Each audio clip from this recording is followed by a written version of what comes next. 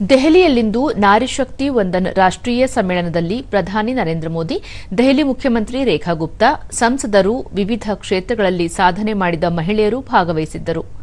ಬಳಿಕ ಪ್ರಧಾನಿ ಶಾಸನ ಸಭೆಗಳಲ್ಲಿ ಶೇಕಡ 33ರಷ್ಟು ಮಹಿಳಾ ಮೀಸಲಾತಿಯಿಂದ ಪ್ರಜಾಪ್ರಭುತ್ವ ಮತ್ತಷ್ಟು ಬಲಗೊಳ್ಳಲಿದ್ದು, ವಿಕಸಿತ ಭಾರತ ಗುರಿ ಸಾಧನೆಗೆ ಪೂರಕವಾಗಲಿದೆ.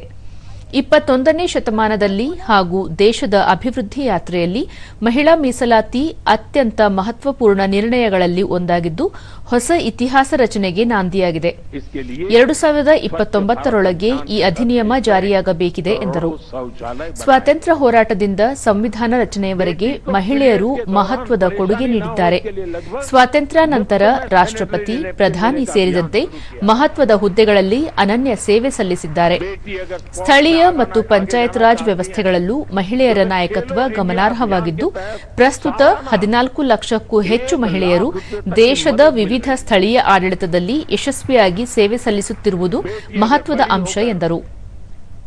2014ರಿಂದೀಚೆಗೆ ಎನ್ಡಿಎ ಸರ್ಕಾರ ಎಲ್ಲ ಹಂತಗಳಲ್ಲಿ ಮಹಿಳೆಯರಿಗೆ ಹೆಚ್ಚಿನ ಪ್ರಾತಿನಿಧ್ಯ ಕಲ್ಪಿಸಿದ್ದು, ವಿವಿಧ ಯೋಜನೆಗಳಲ್ಲಿ ಮಹಿಳೆಯರಿಗೆ ಹೆಚ್ಚಿನ ಸೌಲಭ್ಯ ಒದಗಿಸಿದೆ. ನಾರಿ ಶಕ್ತಿ ಕುರಿತು ಇದೇ 16ರಿಂದ ನಡೆಯುವ 3 ದಿನಗಳ ವಿಶೇಷ ಸಂಸತ್ ಅಧಿವೇಶನದಲ್ಲಿ ವಿಸ್ತೃತವಾಗಿ ಚರ್ಚೆಯಾಗಲಿದೆ ಎಂದರು. इसके लिए हमने उज्ज्वला योजना शुरू की, करोड़ों गैस कनेक्शन मुफ्त दिए, बेटी को मीलों तक सिर पर पानी न ढोना पड़े, इसके लिए हमने हर घर नल से जल अभियान शुरू किया।